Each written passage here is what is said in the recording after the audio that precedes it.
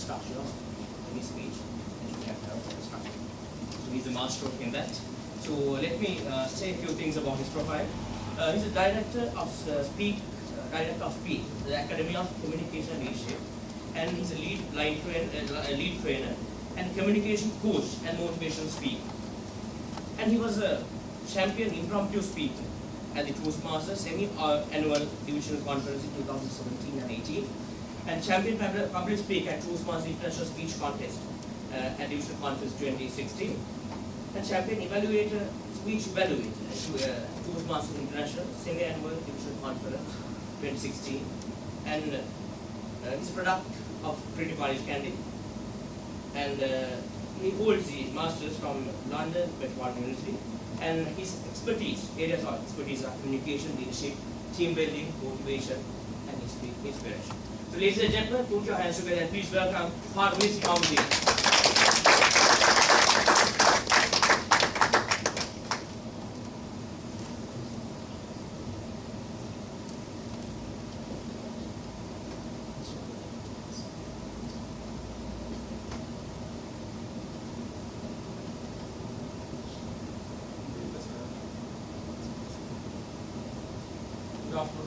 Good afternoon.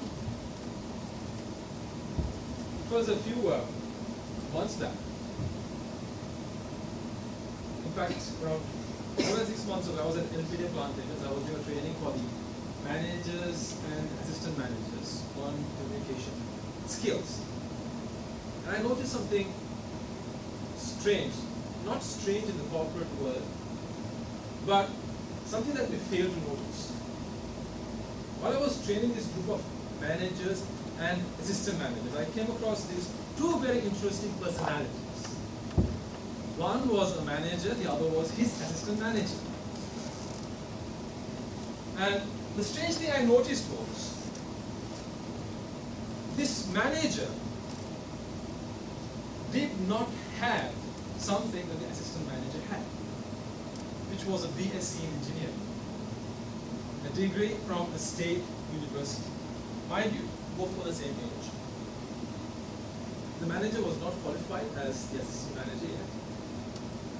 He was leading. He was delegating. As I was observing this, I went over to the group manager and asked him, those two personalities, they're the same age, but why did they choose one as the manager? Then he gave me a very interesting response, replying. He said, because that person, let's call him X, is better in representing our organization.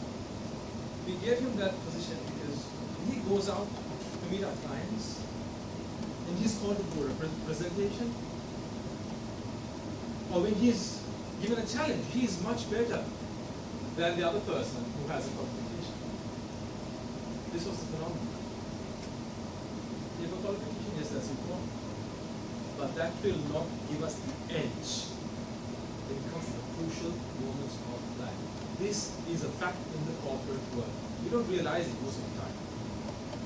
And that is why we take communication for granted. Most of us. This is McCloskey, a professor in economics and a researcher as well. According to her, 25% of America's income, that's quarter of national income of the United States of America, is because of persuasion skills. And she predicts that in 20 years' time, it will rise to 40%. Just because of persuasion skills. The staggering growth. This is seconded by another Australian researcher as well, and I hope you know this gentleman. He is one of the wealthiest in the world, a very successful investor and entrepreneur, Warren Buffett. Have you heard of him? He has one qualification on display on his office table. It's not his degree, it's not his master's, it's not his doctorate. That is a certificate that he earned from the Dale Carnegie Institute of Public Speaking. It's a certificate. And according to him, that is the most valuable qualification that he has earned.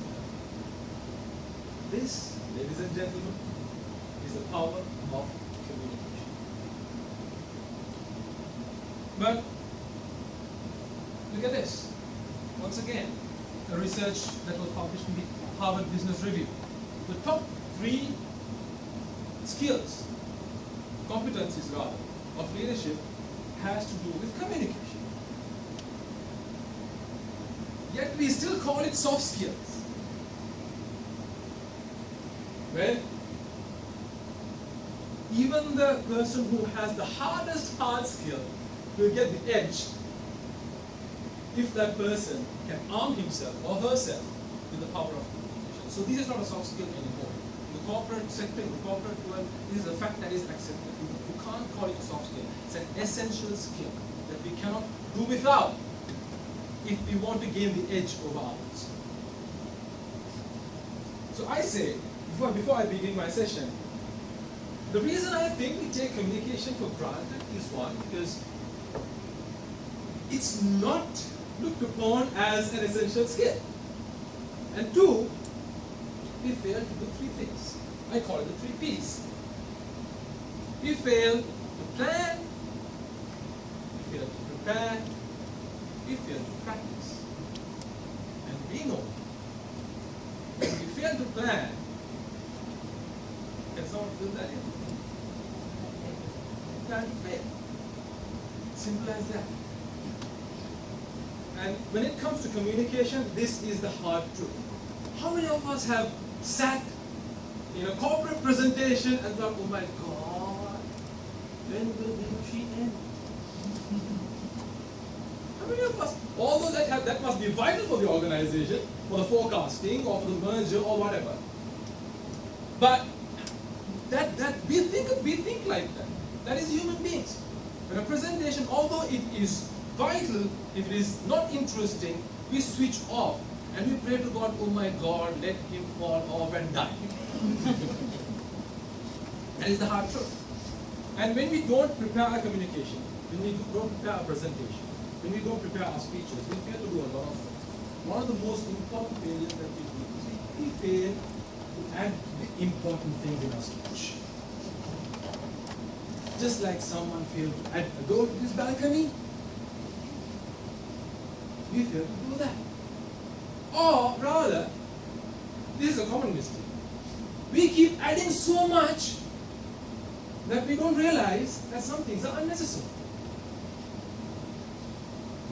Just like this door through the wall. What was going through his or her mind when they built that? But we do the same mistake in our speeches. We include things that are unnecessary. And another mistake that we do is, most of us, when we give presentations, is that we confuse people by using jargons. One of the most common mistakes that we do, we have this sense of superiority when we are doing a presentation and we use all these jargons. We think high of ourselves. Oh my God, I know so much. But guess what? Guess what the audience is thinking? Get lost. That's what the audience is thinking. I was in the audience, and this person was doing a presentation on startups. And he was using so many jargons. And this happened many years ago. And one of the jargons he used was seed funding. You know what seed funding is, right? Seed funding is when the initial investment of the business comes from your family or your friends or someone who knows. That is called seed funding. But he was using it so much that we didn't know what seed funding was. He was not concerned about this. And you know what happens when you use jargons? On average, a human being can speak 130 words per minute. And when you use a jargon, your mind is already trying to deduce, what did he say? What did she say? And that takes, let's say one word, might take, if that person is saying 130 words a minute, that particular word might take 5 seconds out. If that happens with 10 words, imagine. That's a complete sentence. Audience is lost. And you lose as a speaker. And we are wondering, oh my God, why is that person sleeping? Because you're not interested. Simple.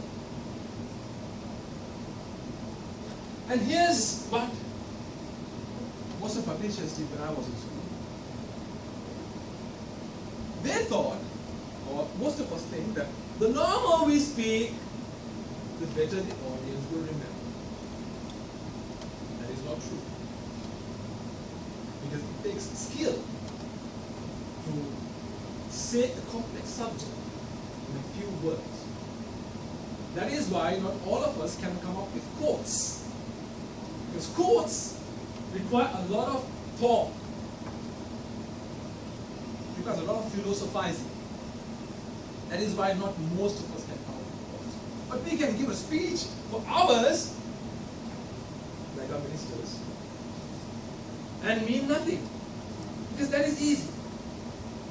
But what we don't realize is the longer we speak, the tired the audience will become. When they become tired, they switch off. So when we fail to plan, we fail to plan. We plan to fail. And by doing that, we make our speeches boring. Audience switch off. So that is number one. And that is what we are planning. That is what we are here to do. We are here to plan our speeches. And I want to drill this down your head. If I have a drill, I will do that. It's so important. It's so important to sit down and prepare the presentation. Do that research. Because if we do not care for the audience will not care for us. It's like looking at children. Because the audience matters at the end of the day. So how do we plan a speech?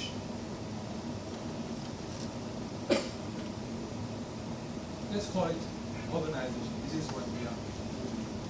Now, speech, as all of you know, you guys will be speaking about it, has 3 important parts. Can someone shout out the 3 important parts of speech? Yeah, starting, body, and yeah, you have different terms for that. I call it opening, body, closing, starting, body, ending, or starting, body, conclusion. Whatever it is, it has 3 parts, which is the beginning, the opening, and the body, which is the larger part, and the closing. Without these 3 parts, a speech is incomplete. You cannot give a good message. So you need these 3 parts. It's fundamental. And why do you call that the opening in the first place?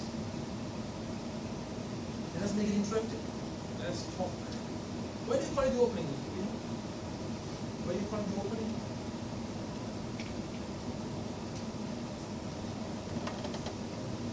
Yes. To get their attention, yes. That's right.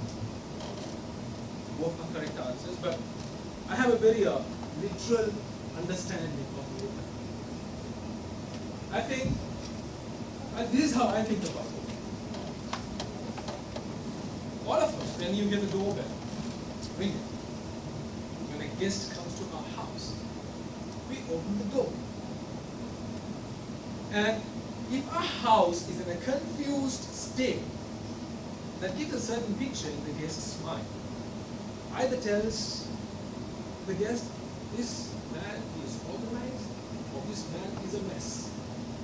It depends on how we plan to set the house up for our guests. So if our opening is plain and boring, the audience will switch off. And some of you rightly said, the opening therefore has to be attention grabbing. It has to grab the attention of the audience. We should go, wow, what's that then? I want to know more about this. So an opening should be attention grabbing, number one. There are so many ways you can do that.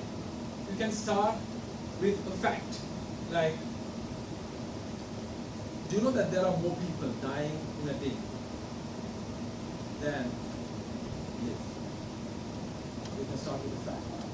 That's a question as well. So you can start with a question, or a quote, or a small story. There are many ways to start speech. So these are a few of the attention grabbing ways that you can start a speech. We'll look at a few examples now. But something that we miss is, yes, it should be attention grabbing, but there's something that is very important.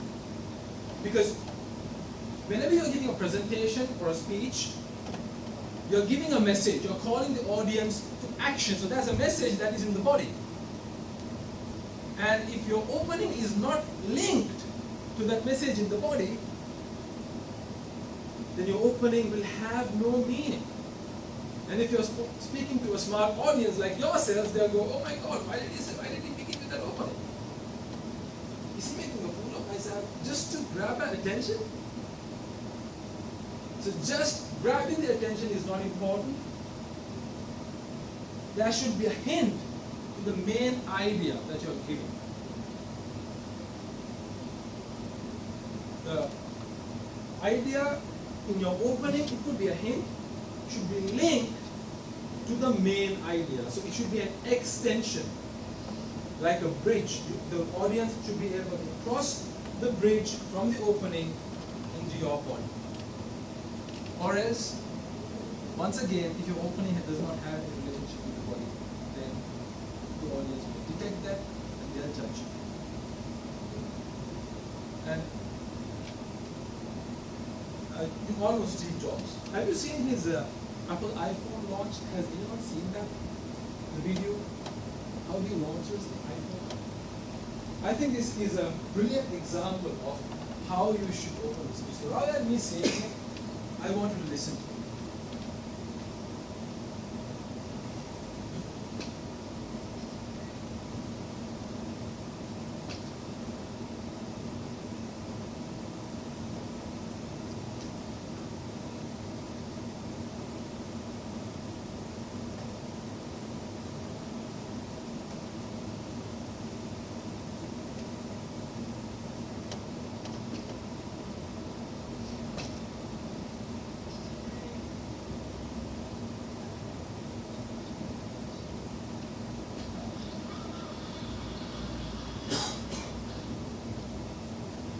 Every once in a while, a revolutionary product comes along that changes everything.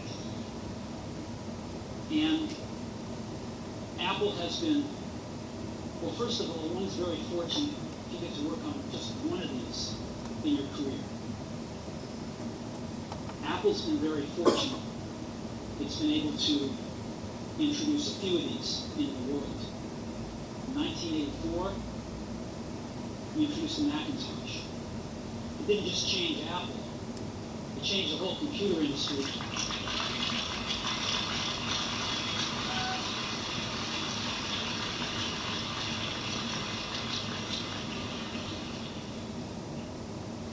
In 2001, we introduced the first iPod.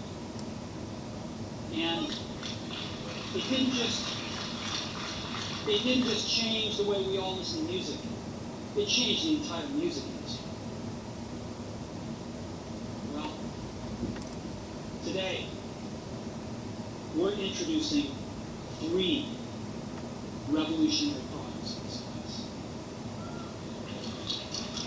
The first one is a widescreen iPod with touch controls.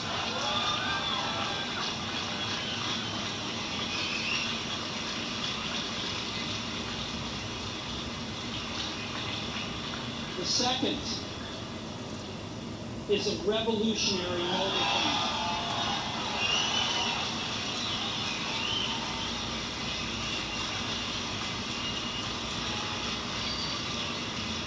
And the third is a breakthrough internet communications device. So, three things. A widescreen iPod with touch controls, a revolutionary mobile phone, and a breakthrough internet communications device. An iPod, a phone, and an internet communicator.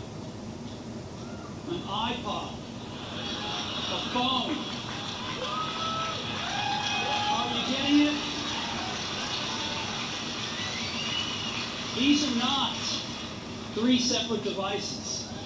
This is one device. And we are calling it iPhone. Today, Apple is going to reinvent the phone.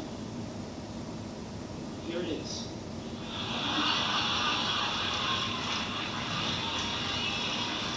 No. Actually, here it is, but we're going to leave it there for a minute. Okay, now that was the first time iPhone was launched to this world. If you look at the way he started it, this is the day I have been looking forward for the last 2.5 years. The audience is already wondering why so long. Then he immediately tells a story about Apple, about how they started in 1984 with the Macintosh, and how it revolutionized the computing industry. Audience are immediately glued to know what is coming next, because we know that he's going to talk about a new revolution in product now. That icon is a brilliant, masterminded opening. His attention grabbing, and the other most important thing, it was tied very closely to the whole message that he was presenting. Because this presentation is about the Apple iPhone, which revolutionized the phone industry. Look at your smartphones now. Whether it be Samsung, Huawei, or whatever, it is inspired by Apple. So he's talking about that opening. He said, 1984 it revolutionized the computer industry, blah, blah, blah, and now we are revolutionizing the phone industry. That idea is closely connected to the whole idea of the Apple iPhone, which he's going to present for the next 1 hour. This is what I call brilliant opening. This is one of the greatest speeches, corporate speeches that was done in history. Now let's come back to the Toastmasters work in the corporate. What does it mean to start an opening, an attention-grabbing start, and be tying that to the entire idea? What does it mean to Toastmasters? It is the same thing. It is the same thing. No difference. It's just that in Toastmasters, the speeches are 7 minutes, and they expect you to tell a speech that has a story in it and is interesting. But in Toastmasters, we're going to look at a speech just to give you an idea of how you can start your speeches. Here, it's the same thing as I told you. You start with the attention grabbing opening, and it should be tied to the whole message. Let me ask you a question. Let's imagine that you have a manager who bores us with long presentations and speeches. And you're called to do a presentation. To talk about how long presentations are ineffective. Can anyone tell me how they start their speech without offending that manager? I'm putting you on the spot anyway. So this was a speech given by, I don't know whether you've heard of Aaron Beverly. Anyone? He's a world champion of public speaking in 2019. He gave this speech in 2016 and he became the first runner-up. And this speech is about, just because you say more, doesn't mean that the audience will listen to you or will understand. Now, you know in Toastmasters, they have a particular way of introducing speakers. So before the speaker comes into the stage, the contest master will stand here and announce the topic. So announce the name and the topic, and the topic and the name. So just to give you an example, what's your name? Sorry. Neelika. So So let's say Nilika is speaking about global warming. So this is how the contest master will introduce. Nilika, global warming, Nilika. He uses this technique to drive his message home.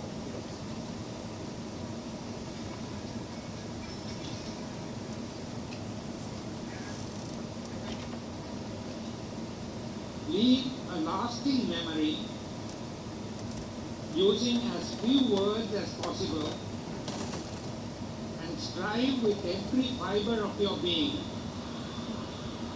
to avoid being the type of person who rambles on and on with no end in sight, more likely than not causing more listeners to sit and think to themselves, oh my goodness, can somebody please make this stop?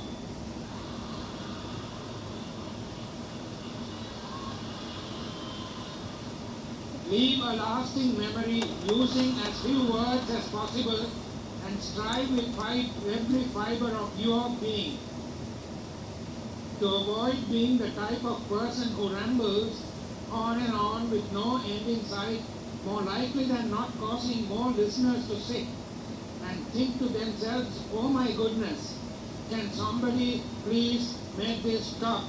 Aaron Beverly.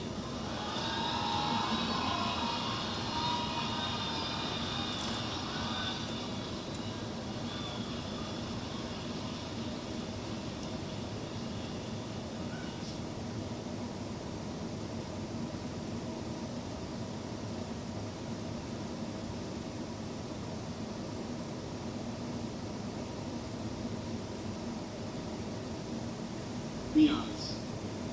You enjoyed that, didn't you? Now please do me a favor. Recite that entire title off the top of your head right now. Go. Not all at once. Wait a minute. Do you mean to tell me that you cannot remember all 57 of the words in that title? Neither can I. But do you know what that proves? Just because you say it doesn't mean people will remember what you say. Okay. So I make my point. Your opening should be attention grabbing and tied to the main idea. That is one. So you can remember the background. When you're writing a speech, it should be attention grabbing. It should grab the attention of the audience. And the next, this is the opening that we learned. So next, body. I look at the body like a map. Because now you've given the opening and now you're taking the audience on a journey. So I see the body as a map. It should have all the details and guidelines to how the audience can reach the destination, the conclusion. So it should be very clear, like a map. So what it should not have is broken bridges, where we say things and expect the audience to fill the gaps. So for example, when we are giving presentations, we say certain things, like the main message, we just give the conclusion, but we don't explain why something happened. So for example, a simple example, I might say, Socrates will die. But the question the audience will have is, really? How? How? What do you mean he will die? Prove it to me. That's the question a smart audience will have. So I have to fill the gaps for them. This is called logical persuasion. I have to say, well, Socrates is a man. Man will die. Therefore Socrates will die. But that's the perfect argument.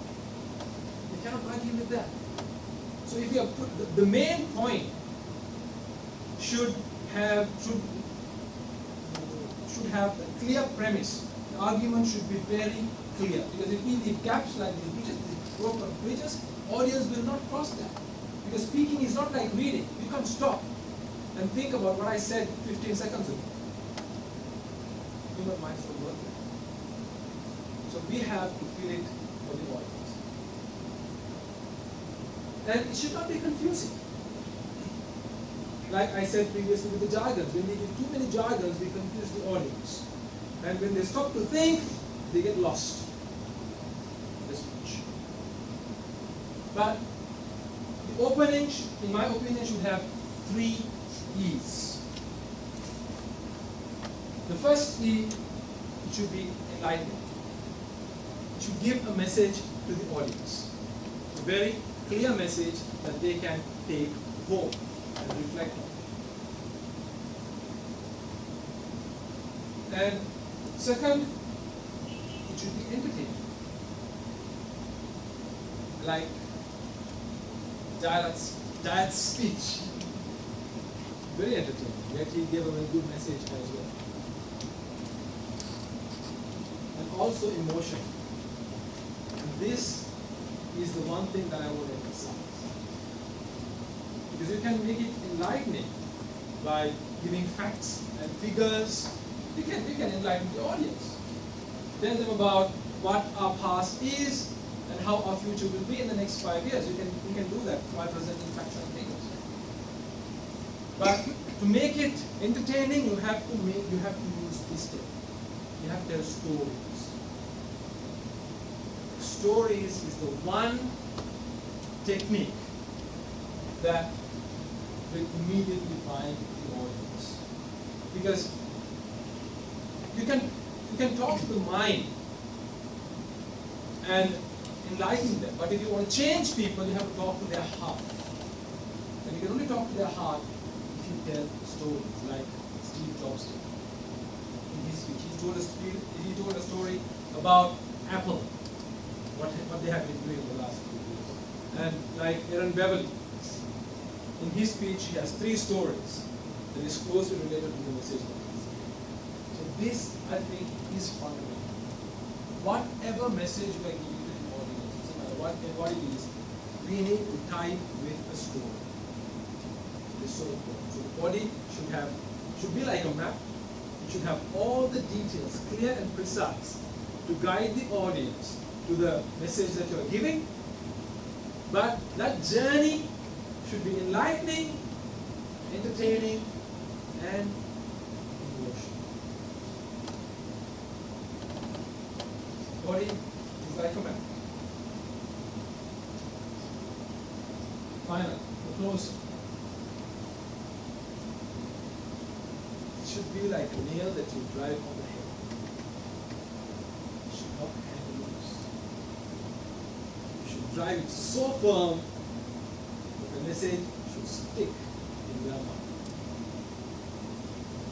You can emphasize the message in your body, but you should reinforce the message in the closing. Now, most of us say that you should summarize the speech in the closing. I don't say don't summarize. Make the closing impactful. You can use, there are certain techniques which the time does not discuss. One technique is repetition. You use the